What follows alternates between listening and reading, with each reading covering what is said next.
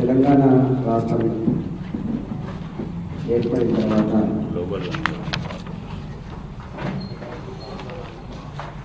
అన్ని వర్గాల ప్రజలు వీళ్ళు వాళ్ళు తేడా లేకుండా ప్రతి ఒక్కరు ఈ ప్రభుత్వ పిచ్చి నిర్ణయాలకు తుగులకు పద్ధతులకు మతిలేని నిర్ణయాలకు బలైతూనే ఉన్నారు, బాధలు అనుభవిస్తూనే ఉన్నారు. రెండవసారి అధికారాన్ని కట్టబెట్టిన తర్వాత కేసీఆర్ తన నిజ స్వరూపం ఏంటో తన అంతరంగం ఏంటో ఆవిష్కరించారు. ఆ తదుపరి అక్కడక్కడ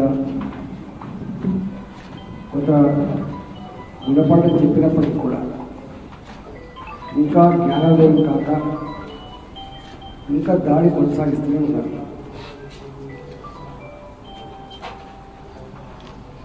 ప్రపంచంలో వ్యవసాయమే కేంద్ర బిందువుగా ఆర్థిక వ్యవస్థ నడిచినటువంటి ఏకైక దేశం భారతదేశం. వ్యవసాయం మీదనే ఆర్థిక వ్యవస్థ ఆధారపడి ఉంటుందని, అందువలనే ప్రపంచంలో ఎన్ని సంక్షోభాలు వచ్చినప్పటికీ కూడా తట్టుకొని నిలబడుతుందంటే భారత ఆర్థిక వ్యవస్థ పునాదులు గ్రామాలలో ఉన్నాయని, వ్యవసాయంతో ముడిపడిందని చెప్పి 2007లో ప్రపంచ ఆర్థిక నిపుణులు చెప్పిన మాట. రెండవది, ఇవాళకి కూడా గ్రామీణ ప్రాంతాల్లో ఏ కులమైనా కావచ్చు కాక, ఏ వర్గమైనా కావచ్చు కాక, వ్యవసాయంతో అల్లుకొని జీవించే పద్ధతి తప్ప దానికంటే భిన్నమైన పద్ధతి లేదు కదా. ఇవాళ స్కూళ్ళ ఫీజులు సకాలంలో కట్టాలన్నా, పెళ్ళిళ్ళు చేయాలన్నా,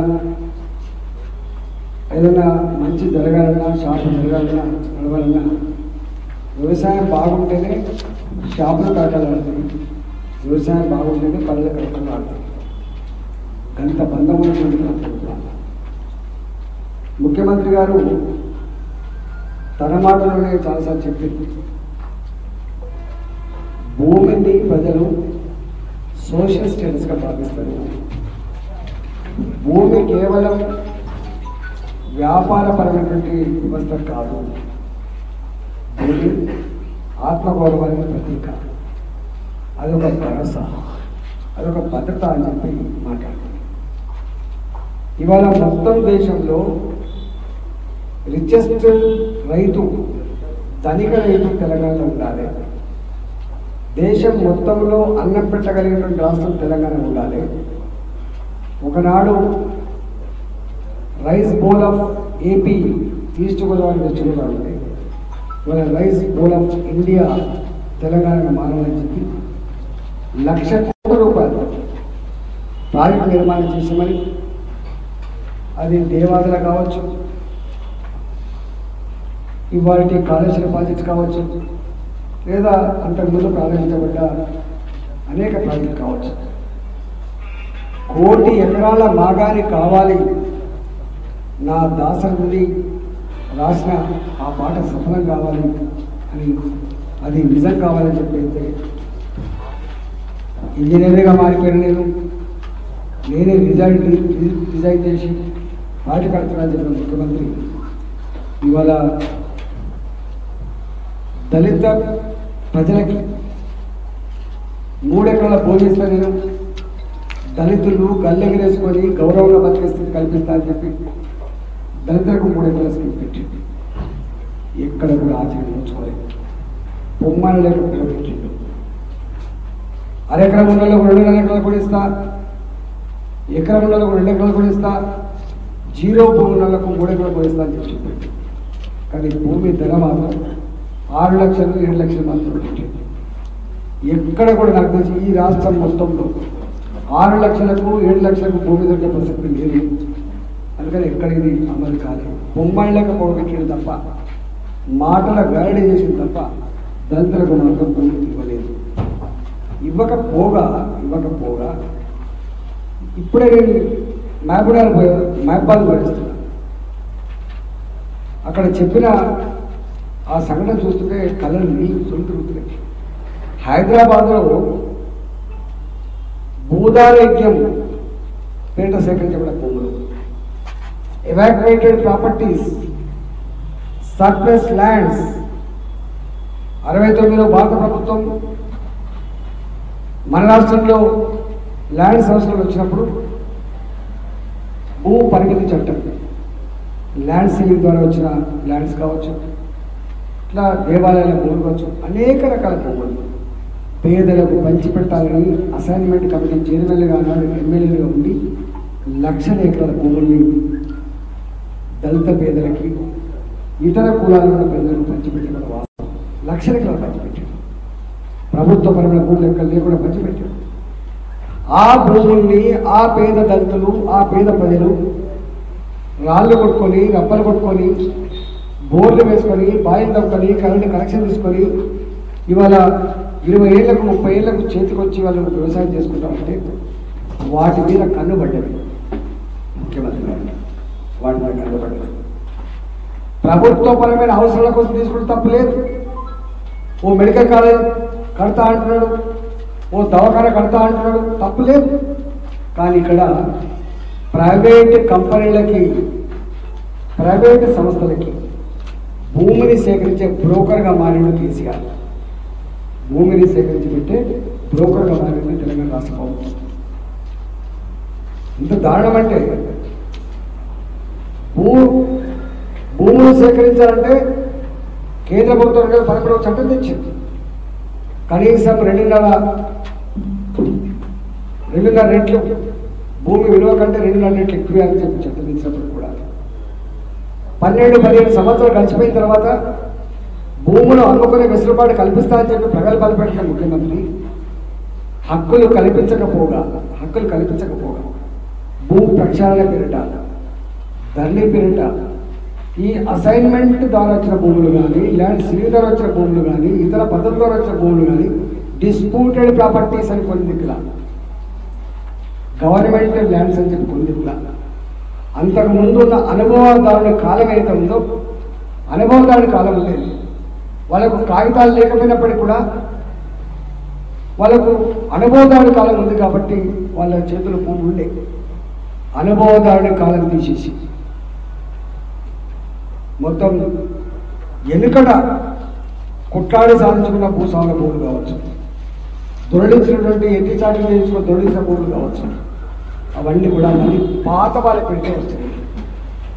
ధరణి వల్ల పేదల దగ్గర ఉన్న భూములకు కాగితాలు లేకపోతే ఆ భూములు మళ్ళీ వాళ్ళ పెడితే వచ్చింది. వీళ్ళకు తెలియకూడని ఈ అనుభవదారులకి ఈ 50 ఏళ్ళుగా 60 ఏళ్ళుగా భూములు సాగు చేస్తున్న రైతులకి తెలియకుండానే, నోటీసులు లేకుండానే ఎవరి పేరిట అయితే ఆ భూమి వచ్చిందో వాళ్ళ పేరిట ప్రైవేట్ కంపెనీతో అగ్రిమెంట్ చేయించి ఆ భూములు కొంటా ఉన్నారు. విషయం తెలియని కోర్టుకు పోతే, లబోదిబని కోర్టుకు పోతే ఇవాళ ఆధారాలు లేవు, వాళ్ళకి ఆధారాలు లేవు. చాలా దిక్కుల ఎంఆర్ఓ ఆఫీసులలో, ఆర్డీఓ ఆఫీసులలో మొత్తం డాక్యుమెంట్ కింద చేసి పెట్టించి చెప్పి ఏడుస్తూ ఉన్నాం. ఇవాళ కొండ నాలుగకు మంది వేస్తే ఉన్న నాలుగ పోయినట్టుగా దళితులకు 3 ఎకరాల భూమి కాదు కదా, లక్షల ఎకరాల దళితుల భూములు, లక్షల కోట్ల రూపాయలు విలువ చేసే భూములు. ఇలా హైటెక్ సిటీ దగ్గర ఎకరానికి 50 కోట్ల రూపాయలు, హైదరాబాద్ చుట్టుపక్కల 30 కోట్ల రూపాయలు, 20 కోట్ల రూపాయల భూముల్ని అకారణంగా, అన్యాయంగా, దుర్మార్గంగా వాళ్ళకి తెలియకూడని వాళ్ళు లాగేసుకునే ప్రయత్నం చేసి ప్రైవేటు బ్రోకర్లు ఈ పని చేస్తున్నారు. మూడో పని ఏం చేస్తున్నారు, మేము కంపెనీలకు ఇవ్వాలని చెప్పి కొన్ని సేకరణ అనే పేరు పెడుతున్నారు. ల్యాండ్ సేకరణ కావాలి, ల్యాండ్ పూలింగ్ కావాలని చెప్పి పెడుతున్నారు. నేను హయత్నగర్ మండలానికి పోయినా. హయత్నగర్ మండలంలో 70 ఏళ్ల క్రితం 60 ఏళ్ల క్రితం రైతులకు ఆ భూమి ఉంటే వాళ్ళు పేదలకు అమ్మేరు. 100 గజాలు చొప్పున, 60 గజాలు చొప్పున, 80 గజాలు చొప్పున పేదలకు. 60 ఏళ్ళుగా ఉన్న రైతు, 70 ఏళ్ళుగా ఉన్న రైతు తన భూమి అనుకోకపోతే గవర్నమెంట్ భూమి అనుకుంటున్నా. కేసీఆర్ గారు వచ్చిన తర్వాతనే భూ చట్టాలు వచ్చినాయి. కేసీఆర్ గారు వచ్చిన తర్వాతనే పుస్తకాలు వచ్చినాయా? కేసీఆర్ అత్యున్నత రెవెన్యూ సిస్టమ్ వచ్చిందా? ఎన్నో సంవత్సరాలు ఎంతోమంది ముఖ్యమంత్రులు పోయింది, ఎన్నో ప్రభుత్వాలు పోయినాయి. ఆయకనగర్ మండలంలో 18 ఎకరాల భూమిని రైతుల దగ్గర వాళ్ళు 100 గజాల చొప్పున 60 గజాల చొప్పున ఇళ్లలో పనిచేసుకునే వాళ్ళు, చిన్న చిన్న కూలి పని చేసుకునే వాళ్ళు కొనుక్కుంటే ఇలా ఇవన్నీ కూడా గవర్నమెంట్ పోవాలని చెప్పి అక్కడ బోర్డు పెట్టి వాళ్ళు చేస్తారు. మచ్చుకు చెప్తున్నారు వాళ్ళు ఆల్రెడీ.